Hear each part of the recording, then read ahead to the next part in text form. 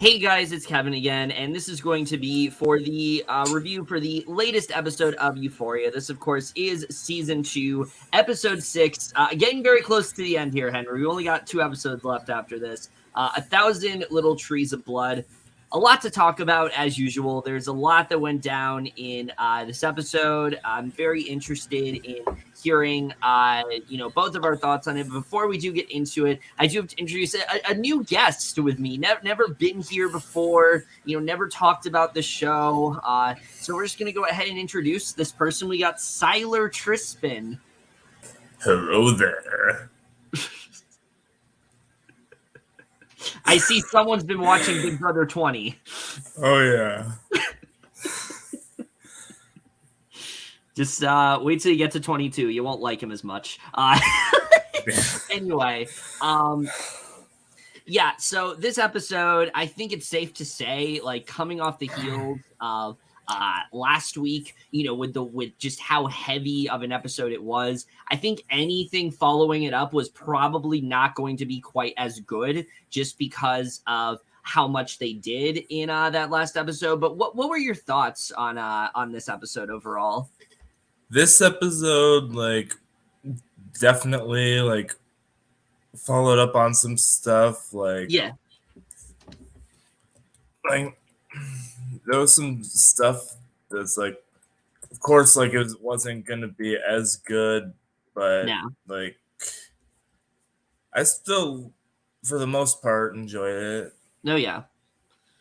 Yeah, for me, this is the first episode of Euphoria that I can generally say I didn't absolutely love. Now, get me wrong, there's a lot of good things about this episode, a lot of good things, but I do think we're starting to get to a point where I feel like 8 episodes wasn't enough for this season. I think they needed 2 more to really flesh a lot of things out, because it did very much feel like, and I don't know if you agree, that we're trying to play catch up here. There's a lot of things we haven't focused on, so we're just going to try to give it its focus, and that's kind of what a lot of this episode was. But I do want to get into the stuff that I thought was really good, starting off with Rue.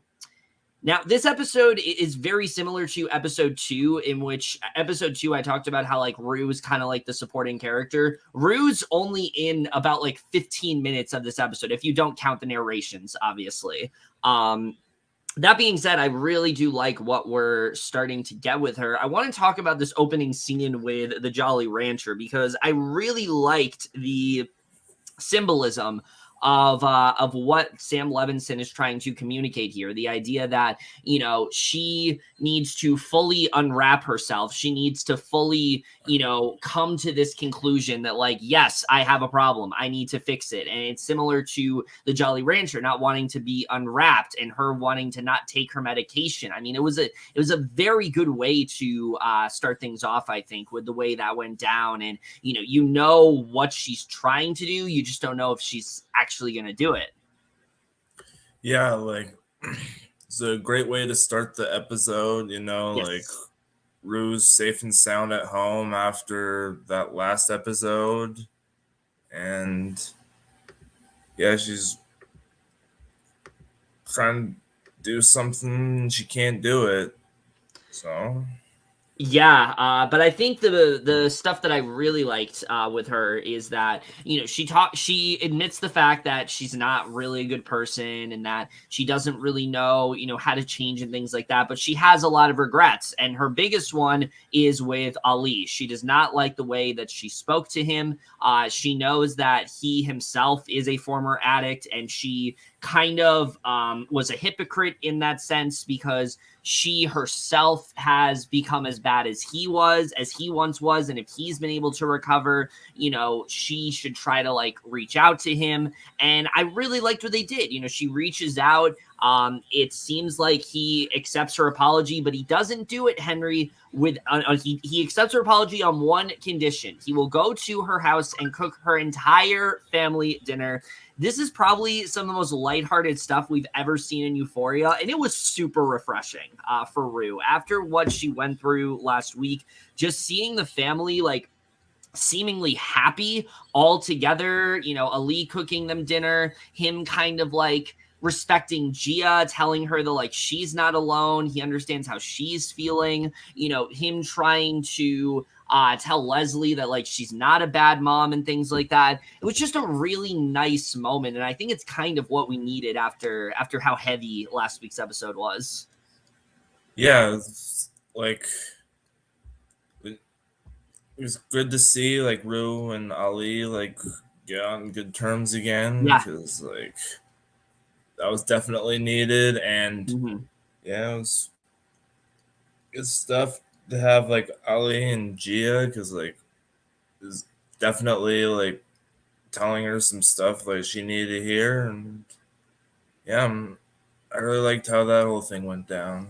Yeah, it was really good the way all of that played out, and we eventually get to this scene where you know, they all eat dinner, and Rue kind of admits, you know, a lot of things about herself, about how hard recovery is really going to be and things like that. And it was a really good scene. You know, it's finally like she's not keeping this inside anymore. She generally wants to help her family. She wants to have a better relationship with Gia. She wants to have a better relationship with Leslie. It's really great to see. And then there's that crushing moment, Henry, where you see Rue and Gia. They are sleeping in a bed together, just comforting each other.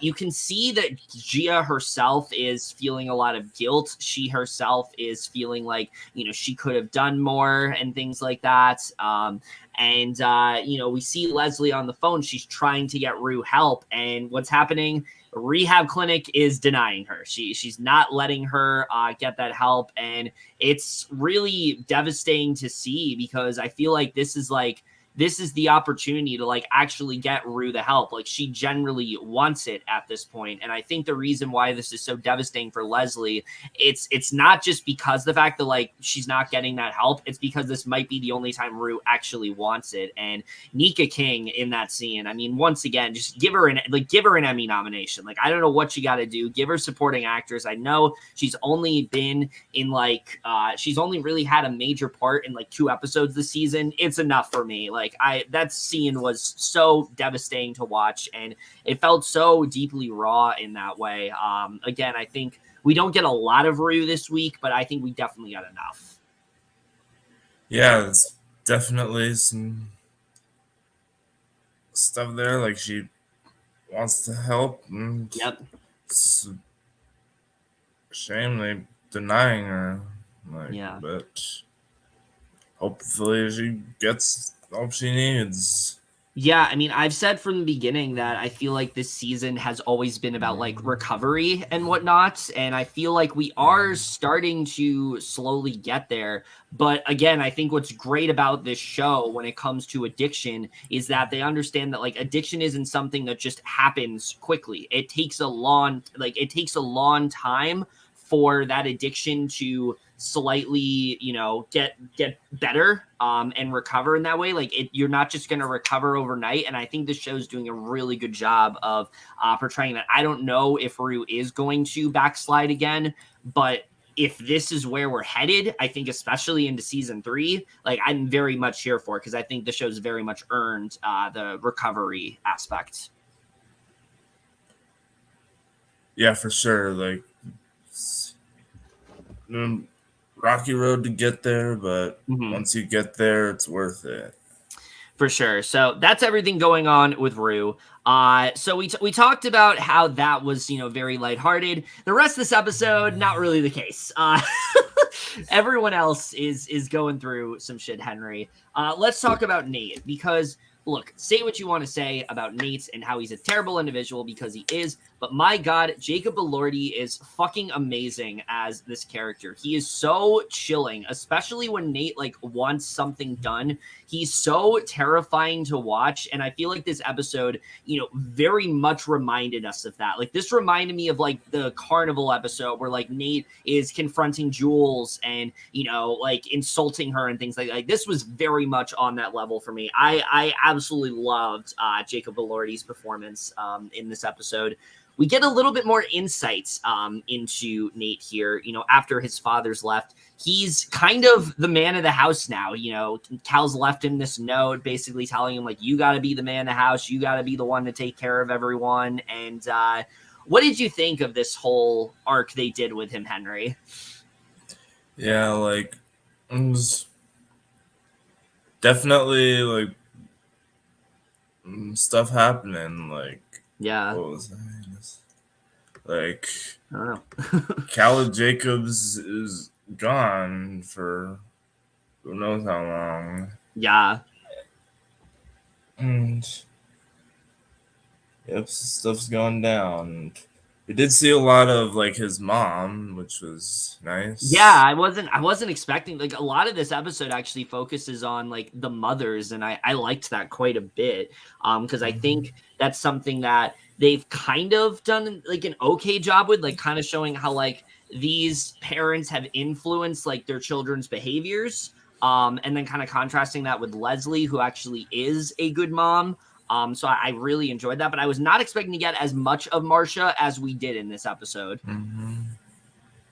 Which I think, I think we should just get into that. So, yeah, Nate has this conversation with his mother, who I think absolutely makes things 100% worse. Like, nothing about this was a positive conversation whatsoever. She basically goes on at first to talk about how she prefers Cassie over Maddie, saying that she thinks that Maddie's the kind of girl that's going to get pregnant and, like, keep it just to spite him and things like that. She starts talking about, like, her high school days and how she used to be more attractive and kind of treating her entire family like they're a burden. And you can see how this is getting to Nate. You can see how this is like, and she talks about, goes as far as say like he's worse than his father, which she's not necessarily wrong with some of the things he does in this episode. Like saying that, Cal's deeply flawed and Nate is even more deeply flawed in that way. Again, nothing about this I think was a positive interaction whatsoever. I think if anything, she influenced those negative behaviors that she was trying to like call out. Yeah, there's definitely like some stuff there that like we haven't seen. Yeah. And yeah, Jacob's family, not good. No, not at all. We even get into the fact that like apparently she wanted Nate to get therapy and Cal like shut it down. So a lot of interesting stuff going on there. It really gives us some context into why Nate is really the way he is. And that's something I've always enjoyed about this show is that they don't try to make it seem like, aside from one thing we're going to talk about that feels out of nowhere with a character, the characters have been consistent in that way. And I think especially getting to like see the parents' perspective, I thought was a really good thing in this episode when it came to Nate. So, at this point, he cares about the disc, but not really about what this is going to do to Cal. He cares much more about what this is going to do to the business because this is kind of like what he's looking into. And I kind of get the sense that like Nate's not really doing it because he wants to. He's doing it because like he feels like that's his destiny. Like that's the only thing that that's the only thing that he's like going to amount to in life is just taking over like the family business. Like that's what he's kind of like supposed to do. And I think that's really interesting overall.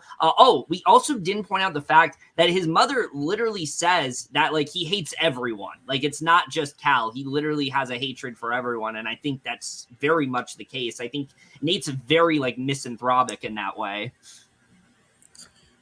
Yeah, for sure. And, definitely, like I didn't hear much about like Nate in the business before this, but that's interesting thoughts. Yeah, no, I did. Yeah, they haven't really touched upon it too much, but I think it makes a lot of sense considering what he does in this episode. Because at this point, he is desperate for the tape and whatnot. But before we get to the rest of what he ends up doing, we have to segue into Maddie, who very eventful episode for Maddie. Probably, I would say Alexa Demie's best performance in the show so far. Especially considering the things she has to do in this episode.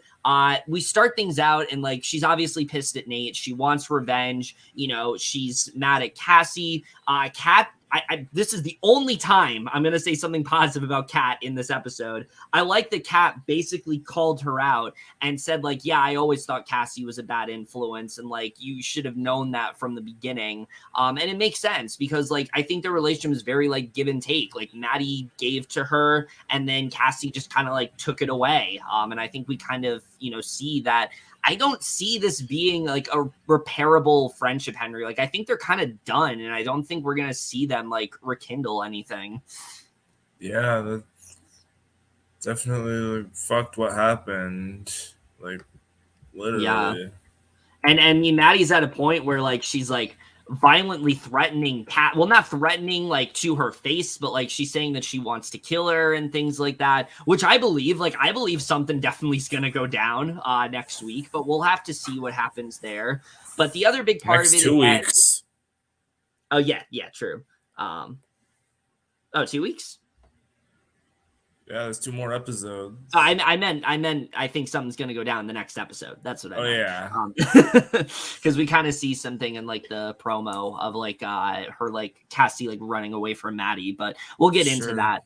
The other big part of it though is that with Nate, she does say like, I have a few ideas. We knew obviously what that was hinting at. She wants to release this disc and she doesn't care what it's going to do. She knows the effect it's going to have on everyone.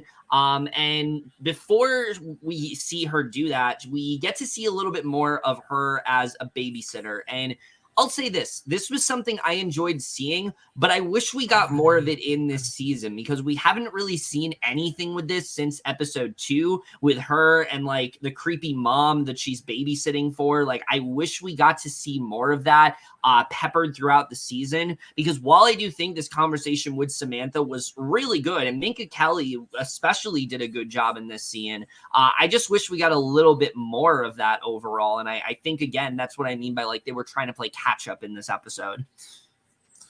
Yeah, there's definitely like a lot more they could have done with that. Yeah. And there is like some of that this episode which I enjoyed, but yeah, there could have been more.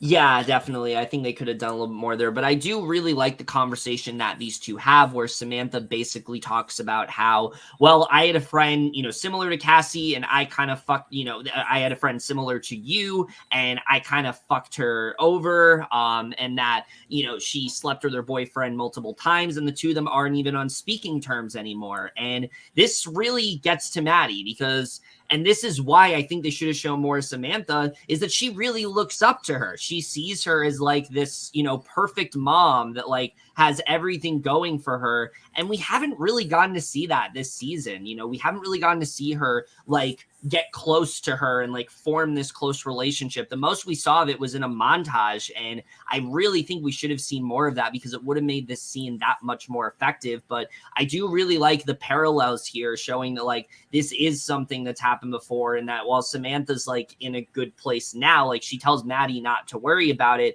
I don't think, similar to Nate, I don't think this is a very positive conversation for Maddie. I think she feels like this is bound to continuously happen to her, and she's going to be so hung up for the rest of her life. I think she wants to turn out like Samantha, but she doesn't really know if she's going to be able to. Yeah, I think there's definitely some stuff they could do there. Yeah. So yeah, I think that was a very insightful conversation. But of course, we get to the big moment. My God, probably I'd say the most disturbing scene in Euphoria, but I feel like I say that almost every single week. But this was easily one of the most uncomfortable scenes I think we've ever had to watch in the show. We see Nate go in, and he's in like full like serial killer mode at this point. Like he's like watching he's like Maddie's undressing. He's like in like creeping in her room. So well shot, by the way they did that. You knew something was going to happen, but you didn't know what. And he has Cal's gun, and you don't know what exactly he's going to do with it. He starts off and he's like calmly talking to her, and then of course he brings up the disc, and Maddie's just not budging. She wants to leak this disc. She doesn't really want him to know the contents of where it is and whatnot. And he starts to play Russian roulette. points the gun to his head, points the gun to her head, and like Alexa Demie's acting in this scene, I can't stress enough, was fucking amazing. Like just how utterly terrified she was, how, you know, I don't think she even thought Nate would go to the lengths that he did. Was just so well handled in that way. She really killed it in this scene, I think. And I think it's probably some of the best I think it really is like the best acting we've seen from her yet. Yeah, for sure. Like that was really intense fucking scene. Yeah. And Nate's a fucking sociopath. I'd go as far as say a psychopath when he's doing shit like this. So yeah, he pulls out the gun and eventually he's like, oh, there's no bullets in there. And Maddie basically tells him like it's in her purse, and he ends up taking the disc and he does something really interesting with it. And I want to hear your thoughts on like why you think he did this. He goes to Jules and he calls her, and I really like that we got to see this, because something I've been talking about all season is that we really have not focused on the fact that Nate still has an attraction to Jules. Like that hasn't gone away. He still has those feelings for her and he's still kind of wrestling with it. And what he does in this scene was really interesting. He talks to her in the car, basically apologizes for everything that he's done, and hands over the tape to her and says like, do what you want with it. I don't really care. He's not fully honest. He says that like nobody's like seen it before, like besides the two of them and Cal. And you know, Jules at this point is so untrustworthy of him. She literally has a box cutter and like she was ready to slit his throat in like the event that like something was going to happen. But what did you think of like this scene of like them seemingly reconciling overall? Yeah, that was interesting to see. Like, yeah. I know there were rumors that like Hunter Schafer and Jacob Elordi refused to work together again for some reason. Oh, I have not heard that at all. Yeah, there was like a rumors that Nate and Cassie's story was supposed to be Nate and Jules, but something happened. I don't buy that. Yeah, I don't either. Sense. Yeah, but yeah, it was just because like she unfollowed him on Instagram or something. Oh, okay. But she refollowed him recently. Okay. I really don't know why people say weird shit like that. But interesting to see where this scene leads. Yeah, definitely, because I don't really know what's going to happen like between those two now. Is Jules going to be more trusting towards Nate? I certainly hope not. Or is she just going to like, you know, see this as like, this is like the one good thing that he did, but everything else, like, fuck him. Like, I don't really know what's going to happen here, but it was a really interesting direction, I think, to take this in, and I'm excited to see how it's going to play out. But we do have to, of course, segue into Cassie here, who, my God, I mean, Cassie is just like on the brink of like just completely losing her shit at this point. And what I really liked about what they did with Cassie is that the majority of this season, they've really been making us like sympathize with her and like really feel for what she did. This episode really highlights the fact that like Cassie's not really a good person, and that Cassie should not be this. Cassie deserves a lot of what is happening to her right now. I like that her mom and Lexi like call her out and tell her like, you don't get to feel bad over this. Like, you did this to yourself. This is not a, like, you know, you can defend yourself all you want, but you can't, you know, you can claim what happened, but you can't try to defend yourself and downplay it. This was a really effective scene, you know, when she's talking about how, oh, they weren't boyfriend and girlfriend, making all these excuses. I mean, you can really just see like just how far Cassie has been pushed to the brink at this point. I mean, she really, this entire relationship has just really brought out, I think, all of her worst traits, and we just continue to see her deteriorate episode through episode. And Sydney Sweeney's like amazing at it, but my God, I mean, just fucking nightmare of a character right now. Yeah, like she's in some shit and might not get out of it. No, I don't think she's getting out of this at all. I like that. I like that we got to see also more of her and like Lexi's relationship, because that's another thing that I really wanted to see more of this season. Like, they kind of talked about in episode 2 how like Lexi wanted to help Cassie and Cassie wasn't really talking to her, and Cassie basically calls out Lexi, says that like she is too trusting of people and things like that. It says a lot of like nasty shit to her. And Lexi at first is like very hesitant whether or not she really wants to like continue to put on this play, because obviously it's reflective of her life. Like, the whole point of the play is that it's a bunch of friends that were together and then they kind of like split apart, similar to Lexi's real life, what kind of happened to her with her and Rue and her and Cassie and things like that. And you can see that she's not really sure if she wants to do this.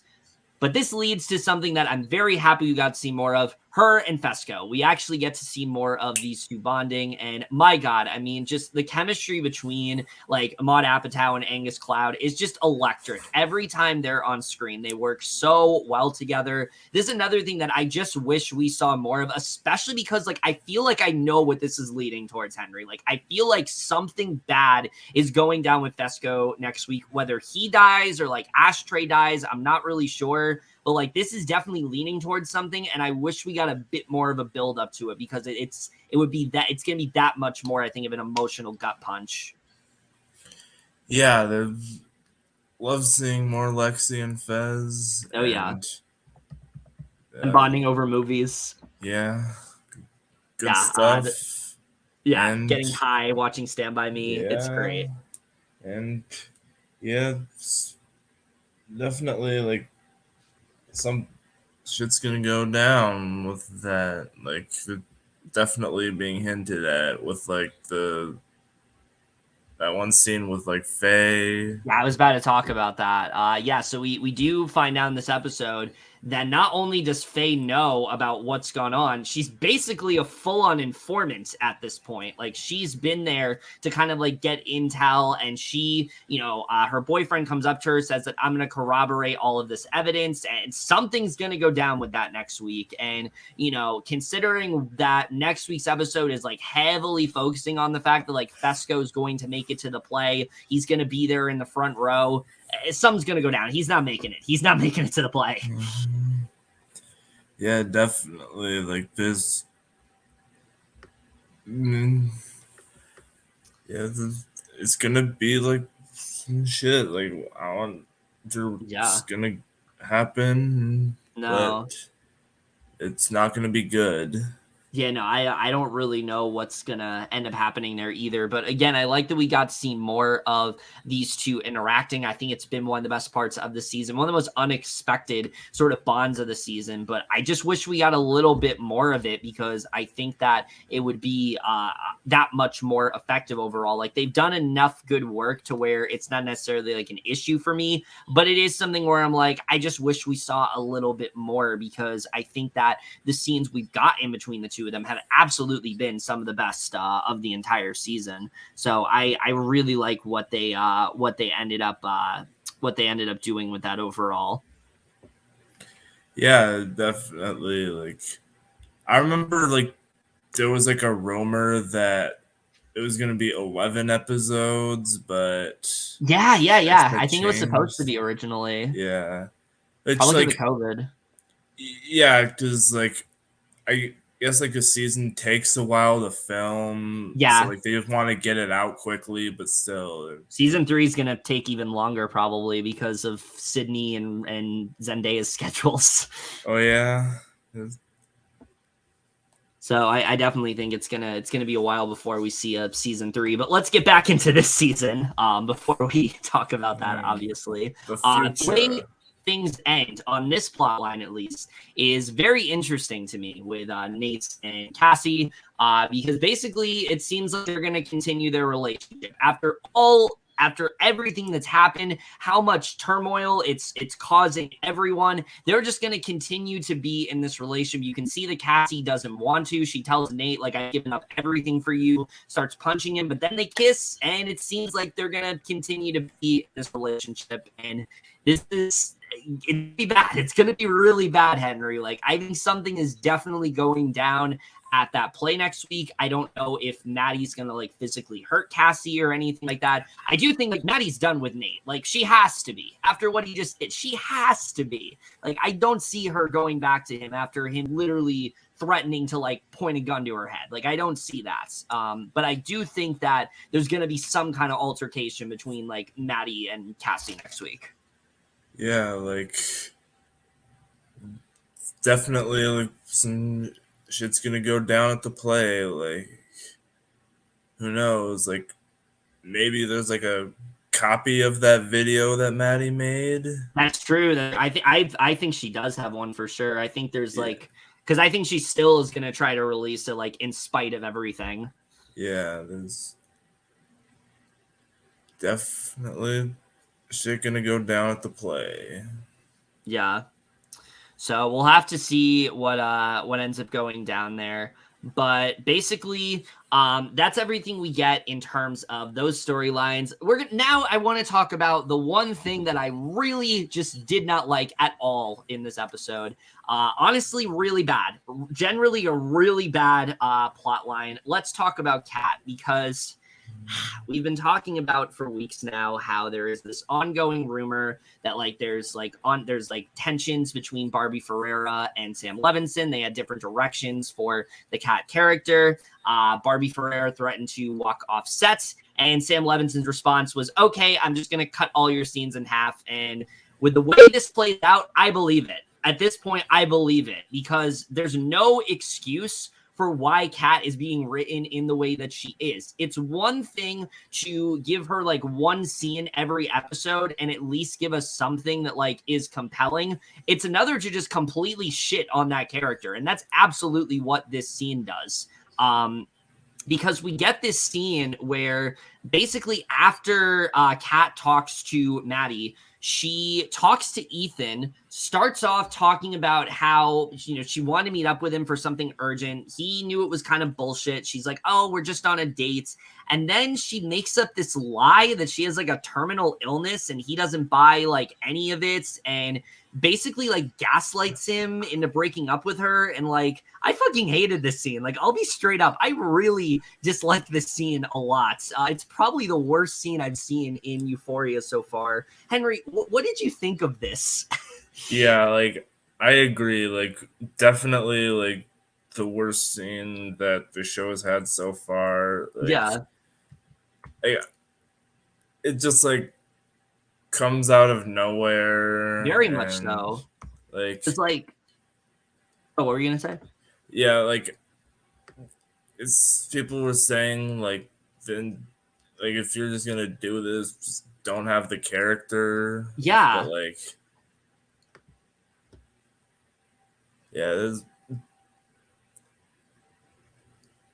I really just hope that any like differences can be resolved before season 3 starts. Yeah, I mean, honestly, like I feel like they should have just written her out at this point, because it seems like Sam Levinson has no earthly idea what to do with this character at this point. What really annoyed me especially is when Ethan's like calling her out for being such a terrible girlfriend. We haven't seen that. Like, we haven't seen any of that this season. We've seen things from Kat's perspective and her talking about like how you know, she doesn't love Ethan, which I will say, the inciting incident, like her not wanting to be with Ethan because she feels that he's too good for her, that makes sense. This character has a ton of like self-esteem issues, like that makes sense. But going as far as to her literally gaslighting him into breaking up with her, it just doesn't feel like the same character. Like, Kat is probably one of the less cruel characters on the show,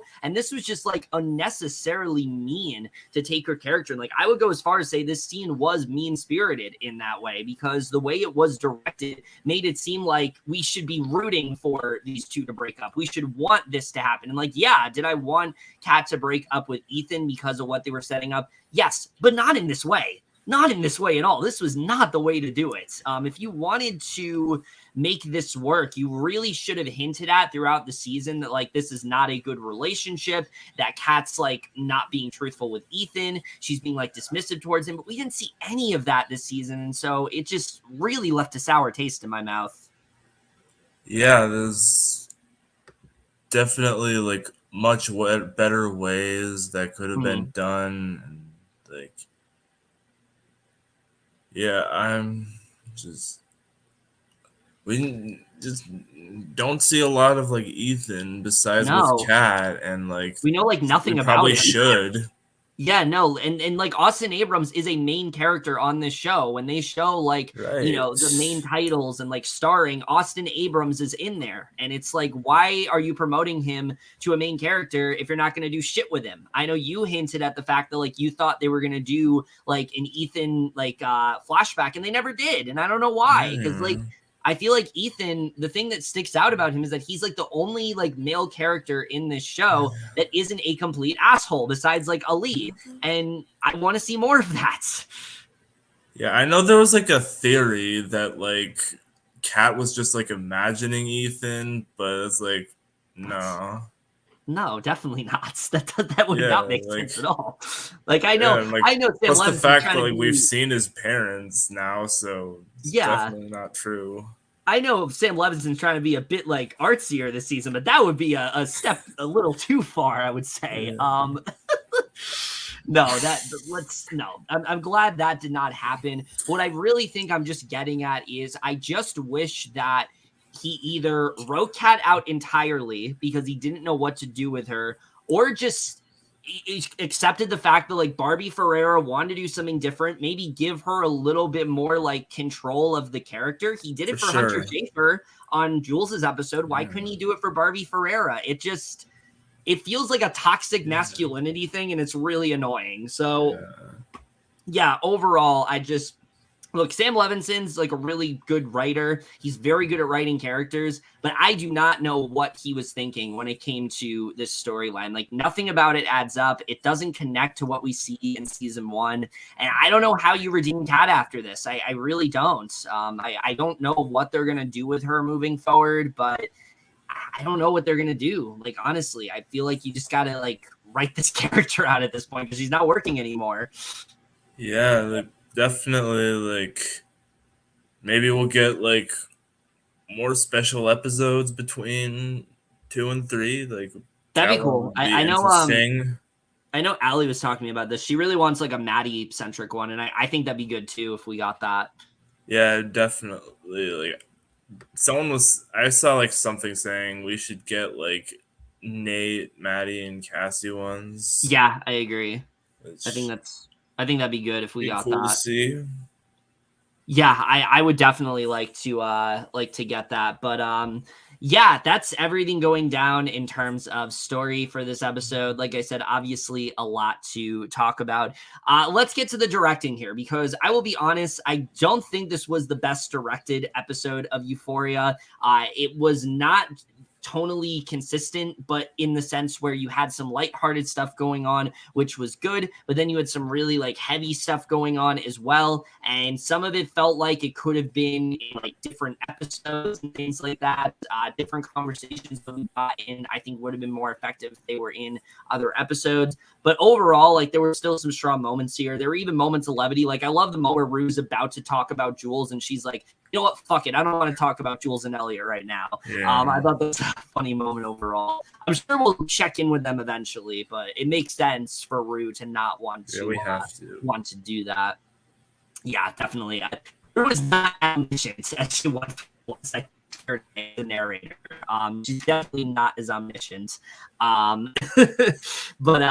getting into the writing here, again, most of the writing here is still really strong. When it comes to Rue, it makes sense that she's starting to recover as a character. It makes sense for Cassie to basically just like self-implode at this point. That's kind of where her character's headed. It makes sense for Nate to be just so enraged about what's going on, going to the point of like, getting to the point of violence, because that's how we've established that character is. It really is just Kat. Like, that's the only character in terms of writing that just did not make a lot of sense to me. Beyond that, any issues I have with writing in this episode is really just, I wish we got more. Like, I wish we got more of Maddie and and Samantha. I wish we got more with that story, and I wish we got more with Fesco and Fesco and Lexi, because I think crucial things are about to happen involving those stories that would have been a little bit more effective had we had a few more scenes with them. But there is a story here. There definitely is a story here. There definitely is a story for sure.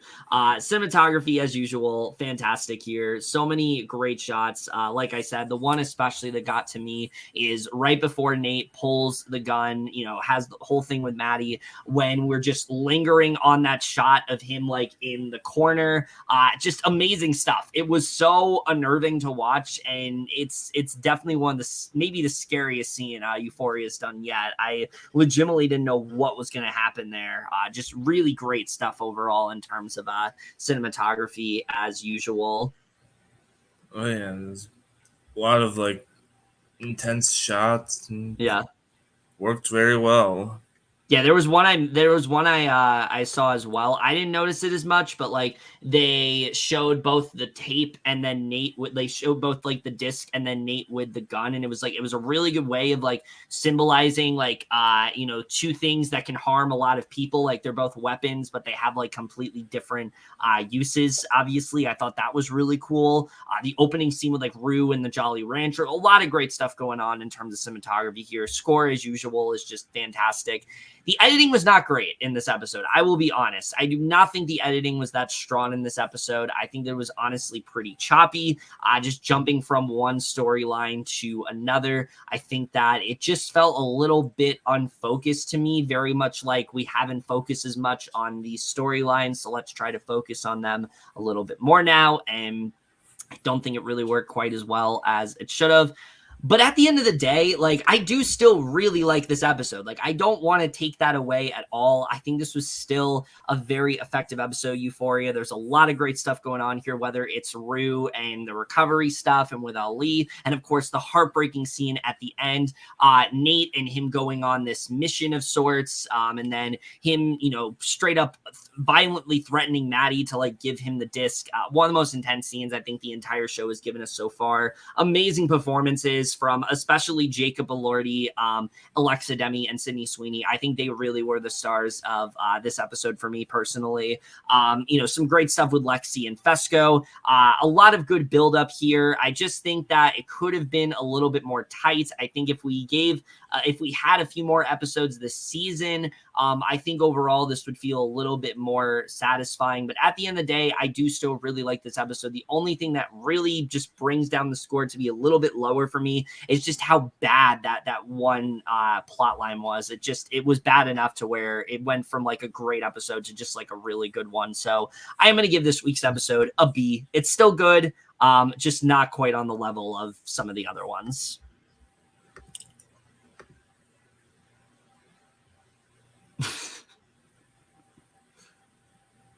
He gives it a ton. Henry gives it a ton. That's his grade. I don't know what you're doing. I don't know how long he's going to keep doing this. No, we're not getting copyrighted over here. That's not happening. Anyway, we're not doing that. Anyway, Six Flags. Let's go. This video is not sponsored by Six Flags. I do not have any sort of partnership with them, so I just want to. Why not? I just want to disassociate because I don't want to promote something that I don't have any sort of promotion for. So yeah. Anyway, that's it for our review of this week's episode of Euphoria. Before we do wrap things up, though, of course, Henry, I'm going to give you a chance to plug your outro, but please, no copyrighted music. That's all I ask. What about copy-wronged music? Oh yeah, that's right. I haven't thought about that. Right. You might be onto something there. All right, you can. Now we can get some background music going, but no. Follow this sexy ass Twitter account.